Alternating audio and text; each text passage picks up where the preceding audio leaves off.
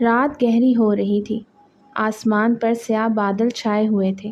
مجھے سمجھ نہیں آ رہا تھا کہ میرا ذہن کیوں اتنا چکرا رہا ہے، حالانکہ میں پیشہ ور نشئی تھا۔ نشہ استعمال کرنا میری عادت بن چکا تھا اور اس کے بغیر رہنا تو میرے لیے بہت زیادہ مشکل ہونے لگا۔ چکراتے ہوئے سر کو تھام کر میں کونے میں بیٹھ گیا اور گہرے گہرے سانس لینے لگا۔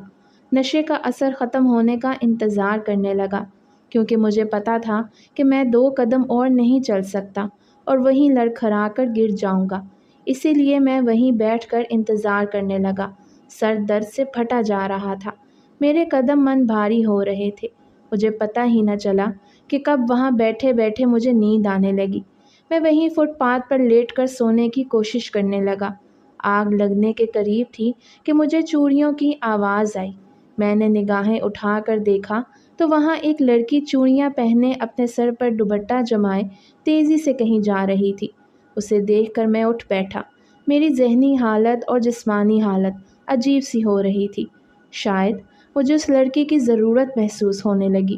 میں آگے بڑھ کر اسے اپنی باہوں میں دبوچ کر جھاڑیوں کی طرف لے گیا۔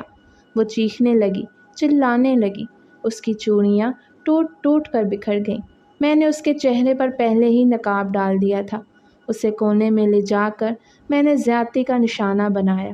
اسے اچھی طرح استعمال کرنے کے بعد میں نے اسے دور دھکا دے دیا۔ وہ وہیں ڈھیر ہو گئی اور میں ایک طرف کو ہو کر سو گیا۔ مجھے اپنے پورے وجود میں سکون سا اترتا ہوا محسوس ہوا۔ نشے کی حالت میں مجھے سمجھ ہی نہ آیا کہ مجھ سے کیا غلطی ہوئی ہے۔ بس نشہ دماغ کو چڑھا تو مجھ سے یہ غلطی ہو گئی اور میں نے اس لڑکی کی عزت لوٹ کر اسے وہیں پھینک دیا۔ میں گھر جانا چاہتا تھا، لیکن اب تو جیسے مزید میرے پاؤں میں بیڑیاں پڑ گئیں اور میں وہیں گھاس پر سو گیا۔ جھاڑیوں پر سونا، فٹ پاتھ پر رہنا، یہ سب میری عادت بن چکا تھا اور مجھے اس پر کوئی شرمندگی بھی نہ تھی۔ نشہ جب سر پر چڑھ کر بولتا ہے تو انسان ساری حدیں بھول جاتا ہے۔ میرے ساتھ بھی کچھ ایسا ہی ہوا۔ ساری رات میں وہاں بے سدھ پڑا رہا۔ صبح میری آنکھ کھلی تو چاروں جانب روشنی پھیل چکی تھی۔ میں وہاں سے کھڑا ہوا تو میرے ہاتھ میں ایک دوپٹہ آ گیا۔ میں ایک نشئی تھا، جو چیز میرے ہاتھ میں آتی اسے اپنے پاس جمع کر لیتا تاکہ اسے بیچ کر پھر سے نشہ خرید سکوں۔ میں نے وہ دوپٹہ اپنی جیب میں ڈالا اور چھوٹے چھوٹے قدم اٹھاتا ہوا، لڑکھڑاتے ہوئے اپنے گھر کی دہلیز پر جانے کے لیے میں چلنے لگا، کیونکہ میں وہاں جا کر آرام کرنا چاہتا تھا۔ میں جانتا تھا کہ وہاں اس گھر میں میرے لیے صرف میری ماں ہی میری راہ تک رہی ہوگی اور کوئی بھی نہیں ہوگا۔ اکثر اوقات مجھے گھر جاتے ہوئے کئی مہینے گزر جاتے تھے، اور اس بار تو میں ایک ایسے شہر پہنچ گیا جہاں سے واپسی میں ہی مجھے 3 مہینے گزر گئے، اور آج میں پورے 3 مہینے بعد گھر جانے لگا۔ میری حالت ابتر تھی، لیکن پھر بھی میں پورے ہوش و حواس میں گھر کے دروازے پر دستک دینے لگا، لیکن یہ دیکھ کر حیران رہ گیا کہ دروازے کے پاس بہت سی چپلیں پڑی ہوئی ہیں۔ مجھے سمجھ نہیں آیا کہ اتنی ساری چپلیں کیوں ہیں، یا صبح صبح ہمارے گھر میں کوئی آیا ہے، کسی کی دعوت ہے، یا خدا نخواستہ کسی کو کچھ ہو گیا ہے۔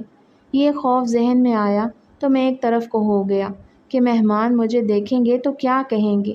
میں گھر کے پچھلے دروازے سے اندر آیا تو ماں نے مجھے دیکھ کر فوراً سے کمرے میں دھکیلا اور کہا، تیار ہو جا، غسل کر، کپڑے بدل۔ خبردار، جو تو نے نشہ کیا ہے، تیری بہن مر گئی ہے، کسی نے نشے کی حالت میں اس کے ساتھ زیادتی کی ہے اور اب ہم اسے دفنا رہے ہیں، چپ چاپ اس کے جنازے میں شامل ہو جا۔ یہ سننا تھا کہ میں اپنی جگہ تھم سا گیا۔ یہ میں کیا سن رہا تھا؟ مجھے لگا کہ اب میں کبھی اگلا سانس نہیں لے پاؤں گا۔ میری بہن کے ساتھ کسی نے نشے میں زیادتی کی ہے۔ میرا رواں رواں کانپ اٹھا، میری آنکھوں سے آنسو بہنے لگے اور مجھے لگا کہ میرا پورا وجود زلزلوں کی زد میں ہے۔ میں اس وقت 28 برس کا تھا اور ان 28 برسوں میں پہلی بار مجھے ایسا لگا کہ جیسے میرے جسم سے کوئی روح کھینچ کر نکال رہا ہو، اور میں بے بسی کے عالم میں کلمہ پڑھنے سے بھی قاصر رہ گیا ہوں۔ کافی دیر تک وہیں بیٹھ کر آنکھوں سے آنسو بہتے رہے کہ کیا کہیں میں تو وہی شخص نہیں تھا جس نے خود اپنی بہن کے ساتھ یہ حرکت کی ہے۔ یہ خیال ذہن میں آتے ہی میرا ذہن بری طرح چکرانے لگا، سر درد سے پھٹنے کے قریب ہو گیا۔ میں لڑکھڑاتے ہوئے قدموں سے اٹھا اور غسل خانے کے اندر جا کر اپنے آپ کو پاک صاف کرنے لگا۔ رہ رہ کر مجھے وہ سارے منظر یاد آنے لگے جو میں نے نشے کی حالت میں اس معصوم لڑکی کے ساتھ کیے۔ کہیں یہ مکافات عمل تھا یا وہ لڑکی ہی میری بہن تھی؟ یہ ایک ایسے سوالیہ نشانات تھے جو میرے ذہن میں ناچنے لگے اور میں نم آنکھوں سے ان سب کو سوچتا ہی رہ گیا۔ میں کوئی بچپن سے نشئی پیدا نہیں ہوا تھا، میری زندگی کی بھی ایک بہت بڑی کہانی تھی، اور اس کہانی کے بعد مجھے نہیں معلوم تھا کہ میری زندگی میں یہ وقت بھی آئے گا جب مجھے خود اپنے آپ سے نفرت ہو جائے گی اور میں اس نفرت کا شکار ہو کر اپنی جان لینے کی کوشش کروں گا۔ میرا نام رمیز ہے اور میں اپنے والدین کا اکلوتا لاڈلا بیٹا تھا۔ میری 3 بڑی بہنیں تھیں اور میں ان سے بے حد محبت کرتا تھا۔ ابو نے مجھے بہت لاڈ پیار سے پالا۔ ابو سرکاری عہدے پر فائز تھے اور انہوں نے مجھے بھی پڑھانا لکھانا شروع کر دیا کیونکہ وہ مجھے کامیاب دیکھنا چاہتے تھے۔ ابو کی ہمیشہ سے یہ خواہش تھی کہ میں پڑھ لکھ کر ان کی طرح سرکاری نوکری پر لگوں، جبکہ میری طبیعت میں کچھ کھلنڈر پن تھا۔ بہنوں کی بھی یہی دعائیں تھیں کہ ان کا اکلوتا لاڈلا بھائی پڑھ لکھ کر ایک بڑا آدمی بن جائے۔ ان سب کی یہ خواہش دیکھ کر مجھے پڑھائی سے نفرت ہو گئی۔ میں چھپ چھپ کر اسکول بنک کرتا رہا اور کسی کو پتہ بھی نہ چلتا۔ ان سب نے مل کر میرے ذہن میں یہ ڈال دیا کہ سرکاری نوکری نہ ملی تو جیسے زندگی حرام ہو جاتی ہے، جبکہ میں نے بہت سے ایسے لوگوں کو بھی دیکھا تھا جو کم کاروبار میں بھی اپنا گزارا بہت اچھی طرح کر رہے تھے۔ دن گزرنے لگے، میں نے جیسے تیسے رو دھو کر میٹرک کر لیا تو ابو نے مجھے ایک شاندار کالج میں داخلہ دلوا دیا اور یہاں سے میری بدقسمتی کا دن شروع ہو گیا۔ کالج کا پہلا دن تھا۔ میں کالج گیا تو میری ٹکر ایک لڑکی سے ہو گئی۔ وہ لڑکی بہت خوبصورت تھی۔ اس لڑکی نے مجھے دیکھا تو فوراً سے دوستی کے لیے ہاتھ بڑھا دیا۔ یہاں یہ بتاتا چلوں کہ یہ کالج کو ایجوکیشن کے لیے تھا۔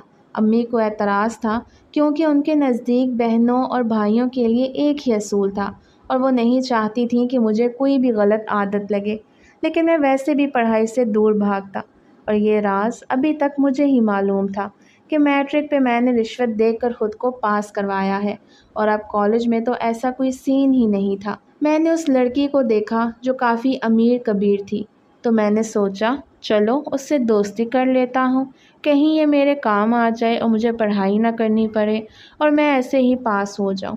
میں اپنے ان ماں باپ کو دھوکہ دیتا رہا جنہوں نے میرے لیے دن رات ایک کر دیے، اور میں یہاں کیا کر رہا تھا؟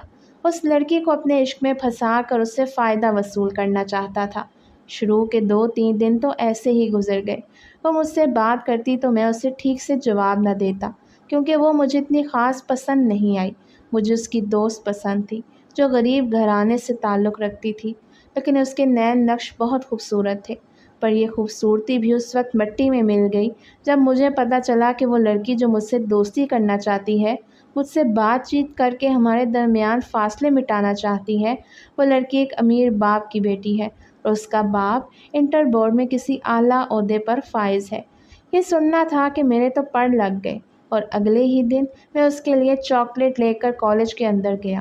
میں نے اس سے کہا کہ میں تم سے دوستی کرنے کے لیے تیار ہوں، تم جو چاہو گی وہ کروں گا۔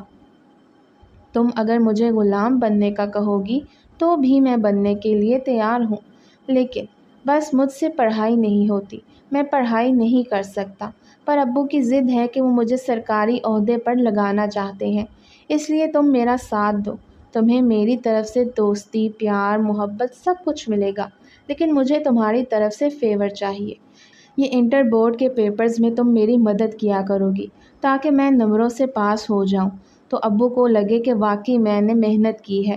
پہلے تو وہ لڑکی حیرت سے میری طرف دیکھتی رہی اور پھر کہنے لگی کہ مجھے منظور ہے، میں تمہاری ہر ممکن حد تک مدد کے لیے تیار ہوں، لیکن میری ایک شرط ہے۔ اس کی شرط کا سن کر میں اچھل پڑا کہ اب بھلا وہ کیا کہے گی۔ کہنے لگی میری شرط ہے کہ تم ہفتے میں 2 دفعہ مجھ سے ملنے میرے گھر آؤ گے۔ میں راضی ہو گیا۔ اس کی اس حرکت پر غور نہ کر سکا کہ اس کے کہنے کا آخر مطلب کیا تھا۔ میں نے تو بس پڑھائی سے دور بھاگنا تھا، اور اس پڑھائی سے دور بھاگنے کے فیور نے مجھے صحیح معنوں میں ایک ایسے نشے میں مبتلا کر دیا۔ اس کے بارے میں نے نہ تو کبھی زندگی میں سنا، نہ کسی کو دیکھا تھا، اور نہ کبھی زندگی میں خود ٹرائی کرنے کا سوچا۔ ہفتے کو کالج کی چھٹی ہوتی تھی۔ بہنیں اکثر مجھے فون پر بات کرتے دیکھا کرتی تو ابو سے کہتی کہ ابو اس پر نظر رکھا کریں، اس کی عمر چڑھتی جوانی کی ہے اور ایسے موقع پر بہت سی بھول چوک ہو جاتی ہے۔ امی نے مجھے محبت تو دی تھی، لیکن نوالا بھی شیر کی نگاہ سے کھلایا کرتی اور ابو کو بھی اس بات کی تاکید کیا کرتی کہ اپنے بیٹے پر نظر رکھا کرو۔ ابو کو مجھ پر بہت فخر تھا۔ انہیں لگتا تھا کہ میں ان کا ہونہار بیٹا ہوں اور انہیں کبھی دھوکہ نہیں دے سکتا، پر میں نے تو ان کے پیٹھ پیچھے جو کچھ کیا وہ ناقابل معافی تھا۔ ہفتے کو کالج کی چھٹی کے باعث اس لڑکی نے مجھے اپنے گھر بلایا اور کہا تھا کہ تم میرے گھر آ جاؤ، ہم دونوں اکیلے بیٹھ کر باتیں کریں گے، کھانا کھائیں گے اور بھی بہت کچھ ہوگا۔ اس کا یہ معنی خیز انداز سن کر مجھے شک تو ہوا، لیکن پھر بھی میں اپنے دل پر پتھر رکھ کر وہاں چلا آیا، کیونکہ اگر میں ایسا نہ کرتا تو وہ میری مدد نہ کرتی، مجھے پیپر کے دنوں میں پیپر نہ دکھاتی، اور پھر میں پاس کیسے ہوتا، کیونکہ مجھ سے پڑھائی تو ہوتی نہیں تھی۔ اتنا لمبا چوڑا حساب اپنے ذہن میں کرنے کے بعد میں نے اس کے پاس جانے کی حامی بھر لی اور اس کے گھر چلا آیا۔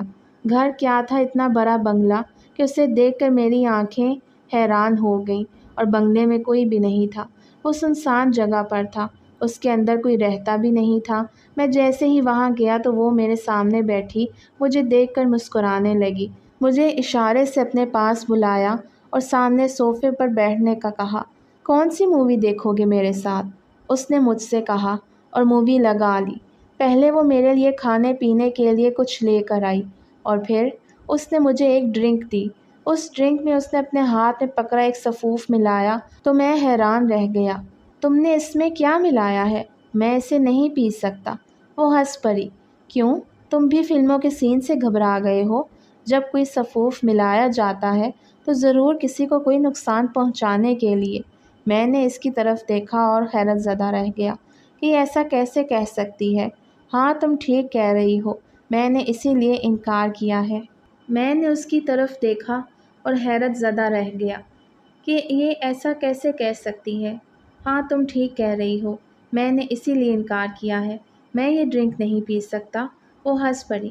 تم پی کر تو دیکھو، اتنا مزہ آتا ہے کہ انسان کا دل چاہتا ہے کہ بار بار اس ڈرنک کو پیتا رہے۔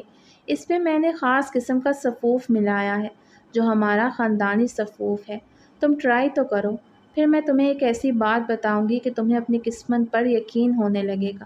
اس کی یہ ہمت دیکھ کر میں حیران رہ گیا تھا کہ یہ لڑکی کتنی بہادر ہے، یہ تو مجھ سے بھی 2-4 ہاتھ آگے ہے۔ ویسے پڑھائی سے بھاگا کرتا تھا، میرے اندر کوئی بری عادت نہیں تھی، لیکن اس لڑکی نے تو ثابت کر دیا تھا کہ یہ کہاں سے تعلق رکھتی ہے۔ اس نے مجھے جو پینے کے لیے دیا تو میں نے بھی دل کھول کر وہ سفوف پی لیا جو اس نے شربت میں ملا کر دیا تھا، اور یہیں سے میری بدنامی، میری زندگی کی کہانی شروع ہوئی، جس نے مجھے ایک ایسے مقام پر لا کھڑا کر دیا کہ میں خود سے نظریں ملانے کے قابل بھی نہ رہا۔ گھر آ کر میرا سر بھاری ہونے لگا اور میرا جسم ٹوٹنے لگا۔ میں نے اس سے فوراً سے میسج پر پوچھا کہ تم نے اس میں ایسا کیا ملایا تھا؟ مجھے کچھ بھی اچھا نہیں لگ رہا اور میرا دل چاہ رہا ہے کہ میں اسے پیتا رہوں۔ وہ خوشی سے اچھل پڑی، کہنے لگی میرا تجربہ کامیاب ہو گیا ہے، اب اگر تم کل صبح کالج آؤ گے تو میں تمہیں بتاؤں گی کہ یہ کیا تجربہ تھا۔ امی تو میری حالت دیکھ کر پریشان ہو گئی، مجھے الٹیاں شروع ہو گئی، میرا سر بھاری ہونے لگا، مجھے ایسا لگ رہا تھا کہ جیسے میرا کلیجہ کوئی کاٹ کے کھا رہا ہے۔ میں نے امی کو کچھ بھی نہ بتایا، مجھے ان سے ڈر لگتا تھا۔ انہوں نے مجھ سے بہت پوچھا کہ تم نے کچھ الٹی سیدھی چیزیں دوستوں کے ساتھ بیٹھ کر کھا لی ہیں، تو میں نے نفی میں سر ہلایا۔ میں انہیں سچ کیسے بتا سکتا تھا؟ مجھے شک ہونے لگا کہ کہیں اس نے اس میں نشہ آور کوئی دوائی تو نہیں ملائی تھی جسے پینے کے بعد میری یہ حالت ہوئی ہے۔ اگلے دن صبح میں بے چینی سے کالج میں پہنچا اور اسے ہاتھ پکڑ کر واش روم کی طرف لے آیا۔ گلجدار آواز میں اس سے صرف اتنا پوچھا کہ بتاؤ وہ سفوف کیا تھا۔ ہنسنے لگی، کہنے لگی اس نے اثر کیا نا تم پر، الٹیاں ہوئی نا تمہیں، سر میں درد ہوا نا تمہیں۔ یہ سن کر مجھے غصہ آ گیا۔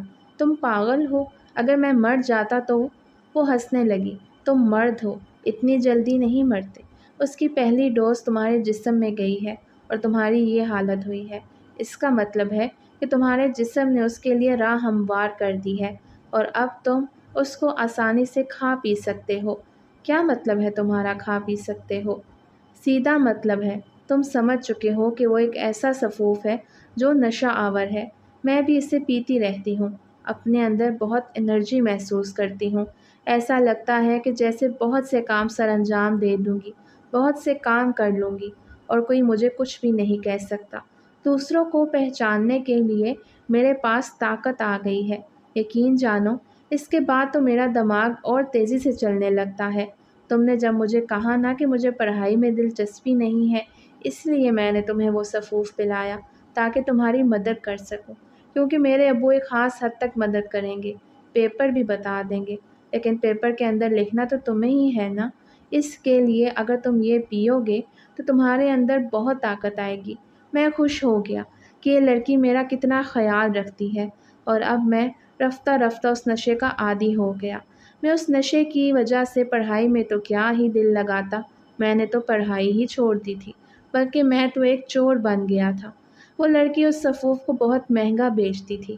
اس کا چند گرام کا پیکٹ کوئی 5-6 ہزار کا تھا اور اس کے لیے مجھے اچھے خاصے پیسے چاہیے ہوتے تھے۔ میں نے سب سے پہلی چوری اپنے والدہ کے کمرے سے کی۔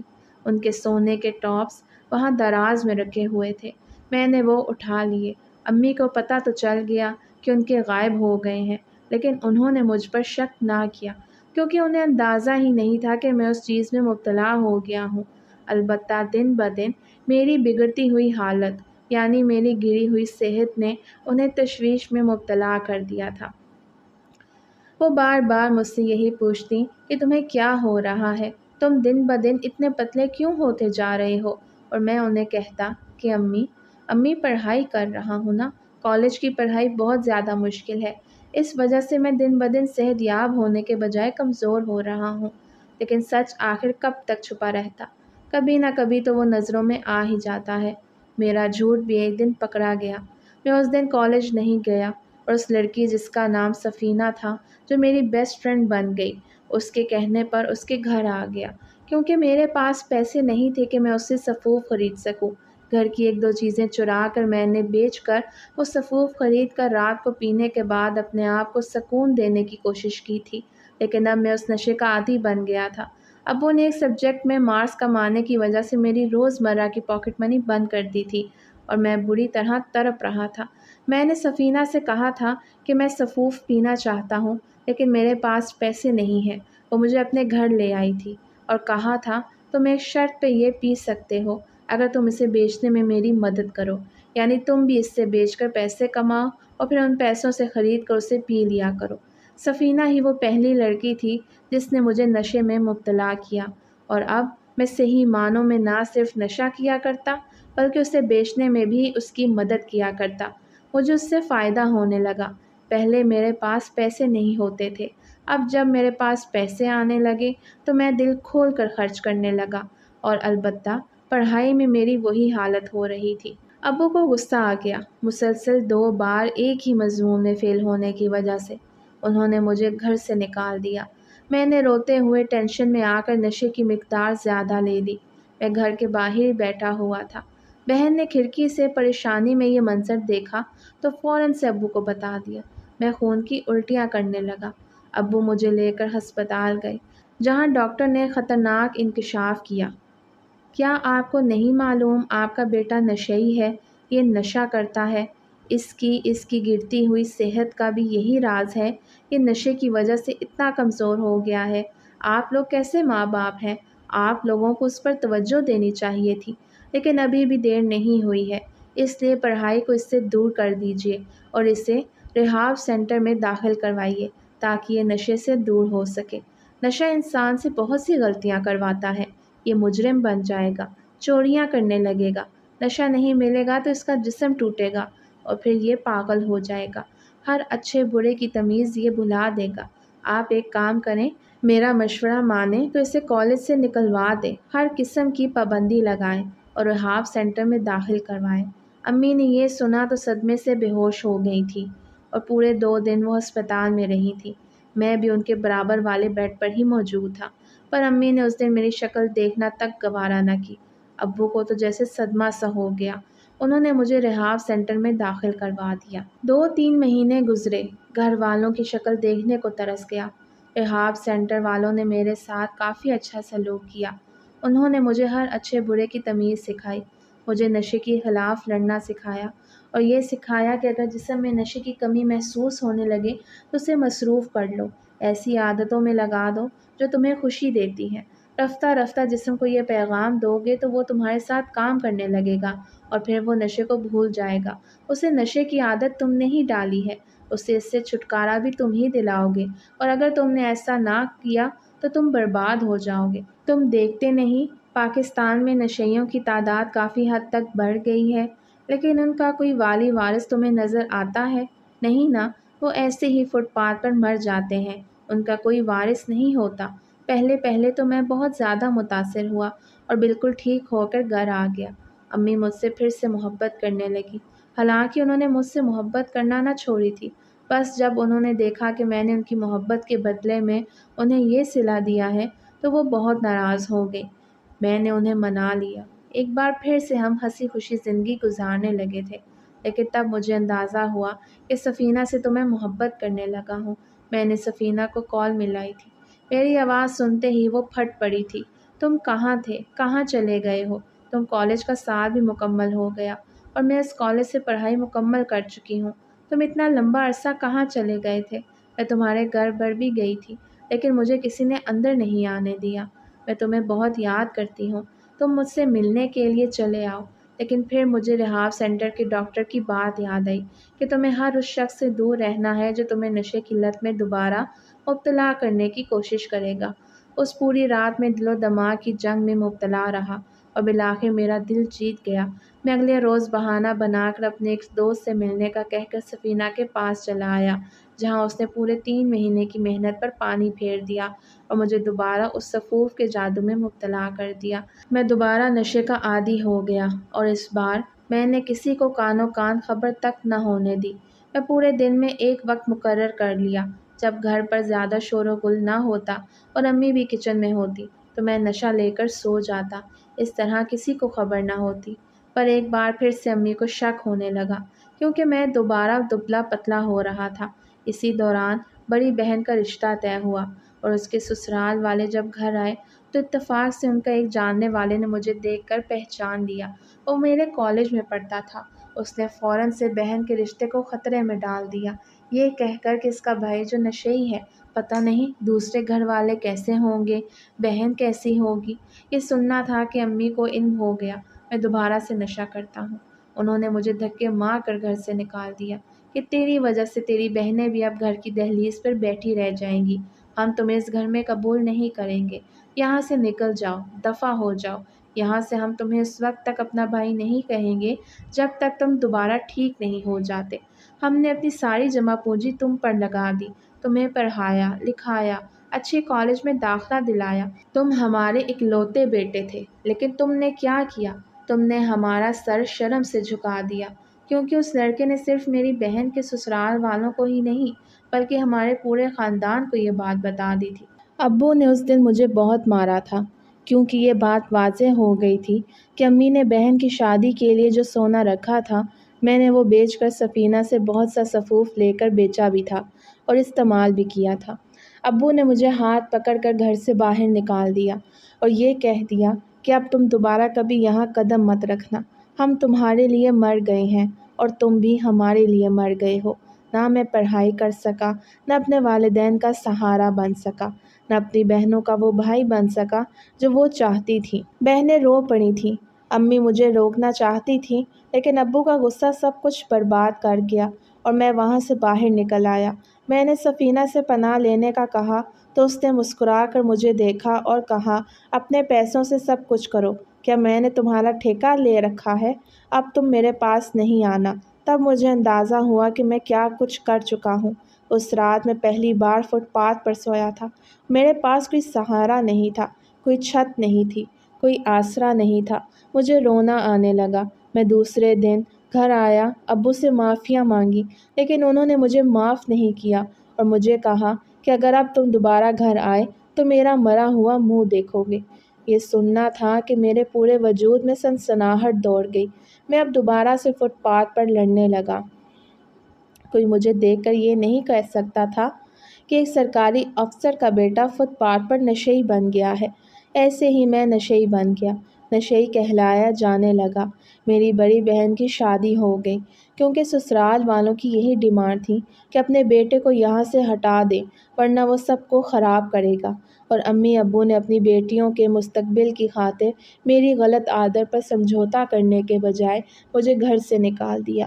شاید میں یہی ڈیزرو کرتا تھا، کیونکہ مجھے اپنے آپ کی تو کیا، اپنی بہنوں کی بھی فکر نہیں رہی تھی، اور میں نے انہیں بھی برباد کرنے کی ٹھان لی تھی۔ لیکن پھر امی ابو نے بروقت فیصلہ کیا اور مجھے گھر سے نکال دیا۔ مجھے دوبارہ گھر جانا بھی نہیں تھا۔ میں لوگوں سے نظریں ملانے کے قابل نہیں رہا، میں ان سے دور رہنا چاہتا تھا۔ میں نے ایک دو جگہ چھوٹی موٹی نوکری کرنے کی کوشش کی، لیکن وہی چوری کرنے کی عادت نے مجھے کہیں کا نہ چھوڑا۔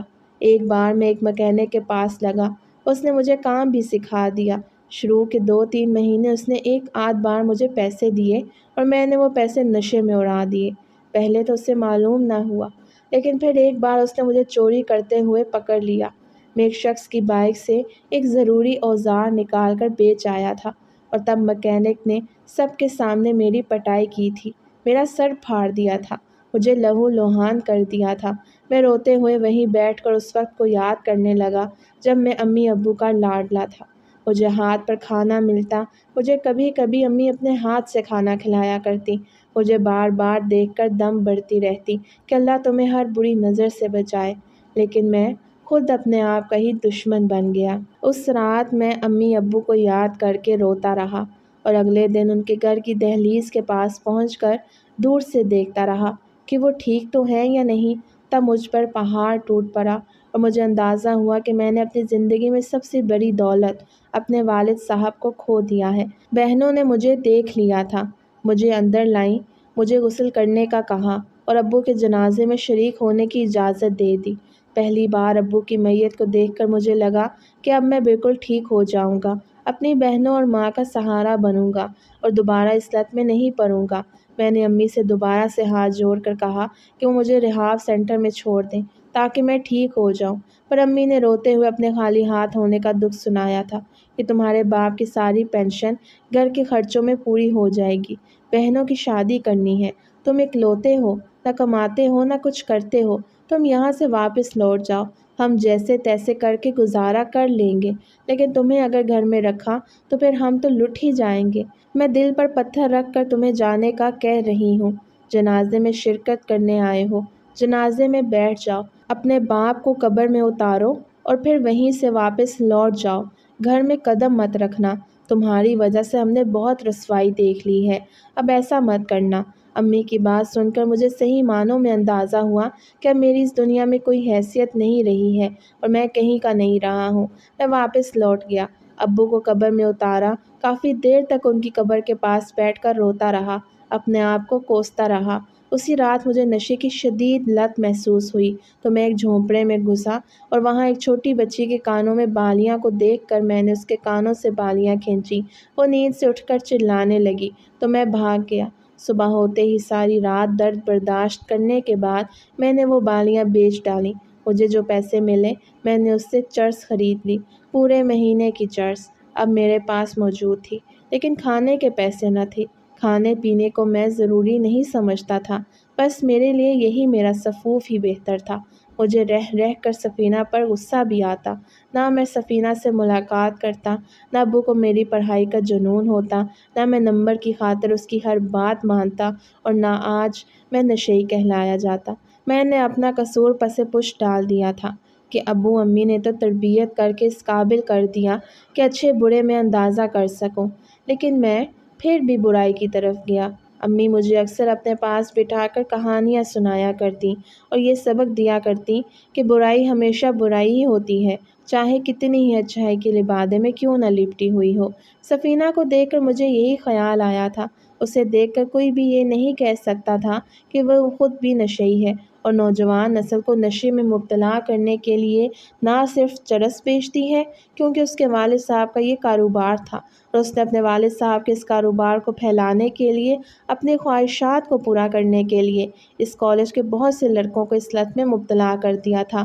کوئی مجھے دیکھ کر پہچان نہیں پاتا، نہ کوئی مجھے دیکھ کر یہ کہتا کہ یہ تو وہی ہے جو ہمارے خاندان کے واحد سرکاری افسر کا بیٹا ہے۔ امی ابو نے باقاعدہ طور پر اعلان کر دیا تھا کہ ان کا بیٹا مر گیا ہے، اور اب تو ابو کی بھی وفات ہو گئی تھی۔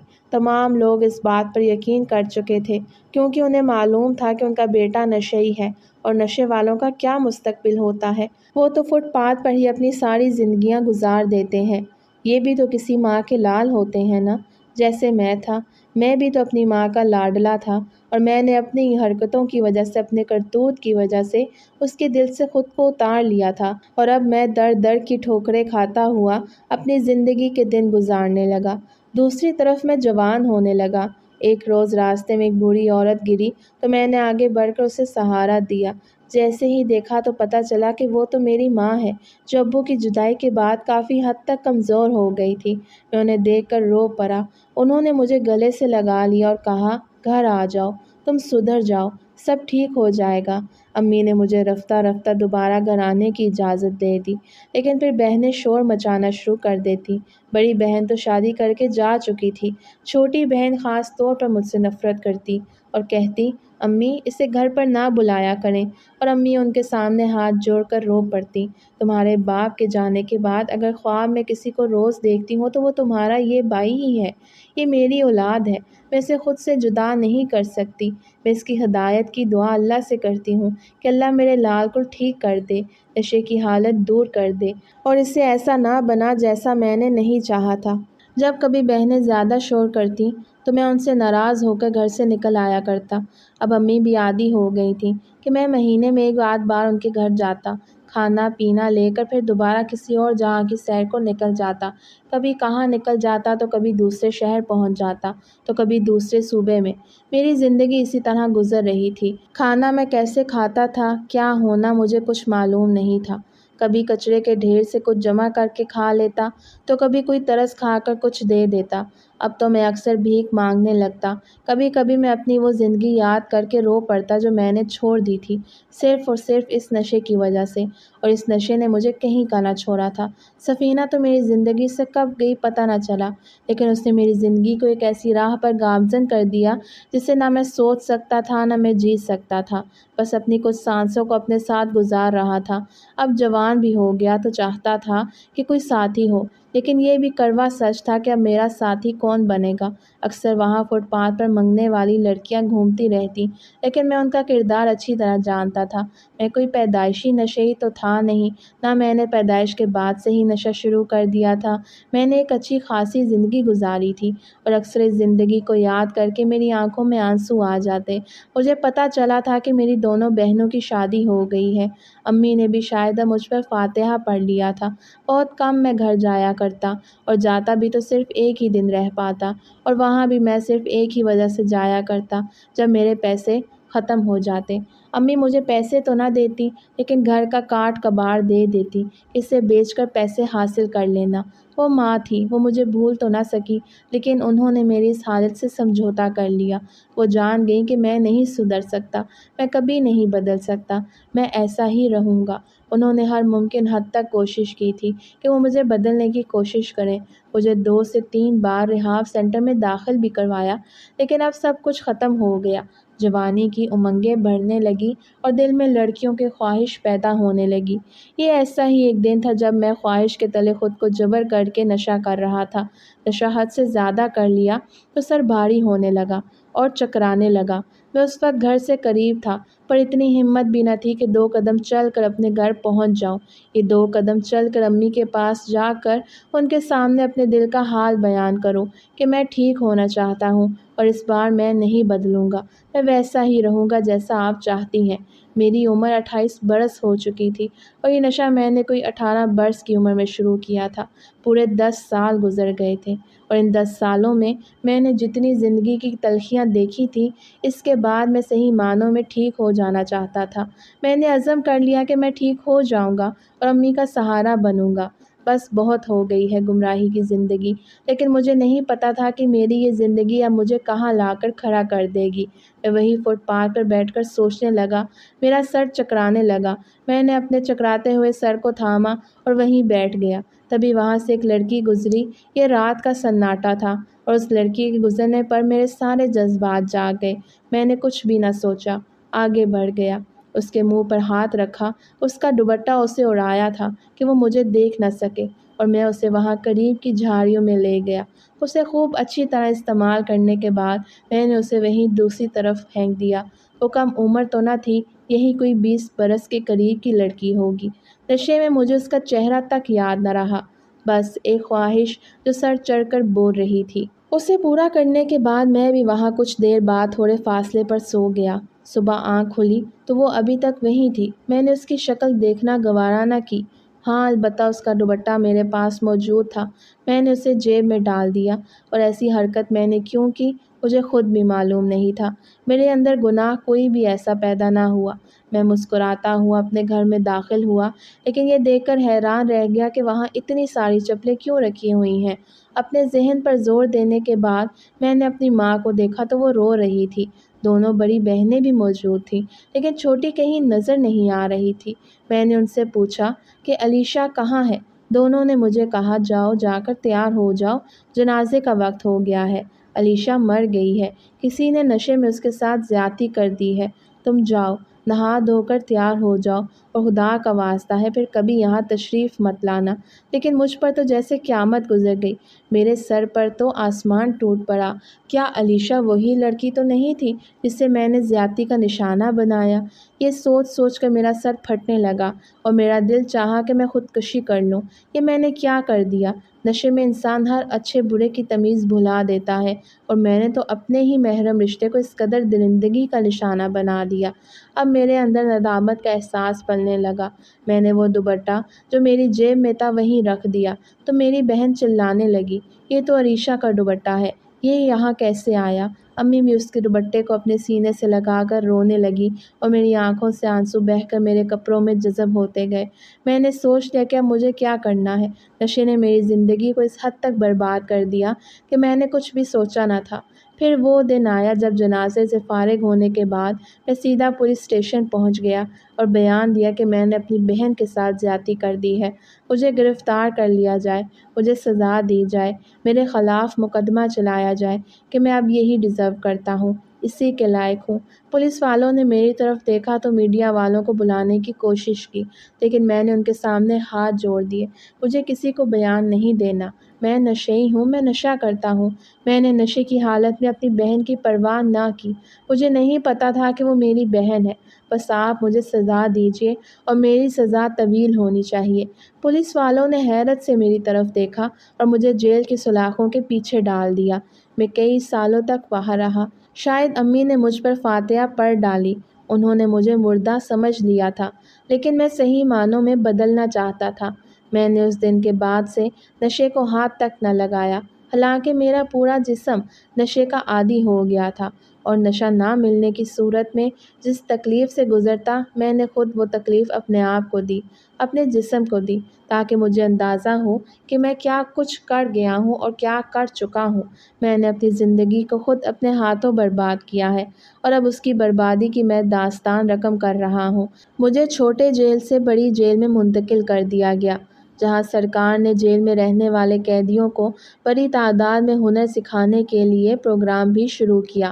2-3 مہینے گزر گئے، نشے کی عادت چھوٹ گئی، میں نمازی بن گیا، پرہیزگار بن گیا، رو رو کر اللہ سے دعائیں مانگتا رہا کہ میری بہن کو جنت میں جگہ دینا اور ہو سکے تو مجھے جہنم میں جانے سے بچا لینا۔ کوئی مجھے دیکھتا تو پہچان ہی نہ پاتا کہ میں وہی ہوں جو نشئی ہوا کرتا تھا۔ اس بات کے لیے بھی میں اللہ کا شکر ادا کروں جتنا اتنا کم ہے۔ میں نے بہت سی مشکلات سہیں، جیل میں بہت سا تشدد ہوتا رہا، لیکن سب کچھ سہ لیا۔ اب ہنر سیکھنے کی باری تھی۔ میں نے وصیت کی تھی کہ مجھے عمر قید کی سزا سنائی جائے، اور ساتھ ہی یہ وصیت بھی کی کہ ہنر کے بعد جو کچھ کام میں جیل میں کروں اس کا پیسہ میری ماں کو جانا چاہیے۔ پتہ نہیں وہ زندہ تھی بھی یا نہیں، لیکن میں نے گھر کا پتہ لکھ دیا تھا، اور اب ہنر سیکھ کر میں جو کچھ کماتا میری ماں کے پاس بھیج دیتا۔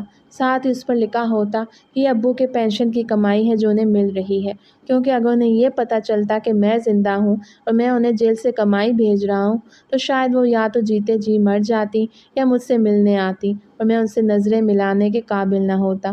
میں نے جو کچھ اپنی بہن کے ساتھ کیا، اس کے بعد کوئی بھی ماں اس کے بیٹے کو دیکھنا نہیں چاہتی ہوگی۔ حالانکہ میں نے گناہ کا کام کیا اور میں یہ نہ دیکھ سکا کہ یہ میری بہن ہے یا کوئی اور۔ مجھے تو ہر لڑکی کی عزت کرنی چاہیے تھی، لیکن میں ایسا نہ کر سکا۔ آج بھی جب بھی اس گناہ کو یاد کرتا ہوں تو روتا رہتا ہوں۔ اب 2 مہینے بعد میری سزا مکمل ہونے والی ہے۔ میں نے عمر قید سے پھانسی کی سزا کی درخواست دی تھی تاکہ جلد از جلد اس دردناک زندگی سے چھٹکارا مل جائے۔ میں لوگوں کے لیے عجوبہ بن گیا۔ لوگ مجھے دیکھنے آتے ہیں، یہ کون سا قیدی ہے جو خود اپنی سزا بڑھاتا ہے اور سزائے موت کے لیے اپیل کر رکھی ہے؟ میں مسکرا دیتا ہوں کہ میں وہ گنہگار ہوں جس نے نشے کے پیچھے لگ کر ہر گناہ کیا، اور اس گناہ نے مجھ سے میری پہچان چھین لی، لیکن اب میں نے اپنی پہچان بنا لی۔ اللہ کو راضی کرنے کی کوشش میں لگا ہوا ہوں۔ دل چاہتا ہے کہ صرف اسے ہی مناؤں اور اس سے اپنے دل کو لگاؤں۔ اب میں موت کا منتظر ہوں، لیکن میرے دل میں اس بات کا اطمینان ہے کہ میں نے اپنی زندگی کے 2 سال جیل میں مشقتیں برداشت کی، نشے کو چھوڑا، اپنی بہن کو دی گئی سزا پر اب تک خود کو معاف نہیں کر سکا ہوں۔ آج وہ دن آن پہنچا ہے کہ جب مجھے پھانسی کی سزا دی جانے والی ہے۔ میں نے نماز پڑھ کر اللہ سے دعا کر لی ہے کہ وہ میری مغفرت کر دے، کیونکہ میں ایک ایسا گنہگار انسان ہوں جس نے اپنا سب کچھ ایک گناہ کو مٹانے کے لیے چھوڑ دیا تھا، اور مجھے امید ہے کہ میرا رب مجھے معاف کر دے گا۔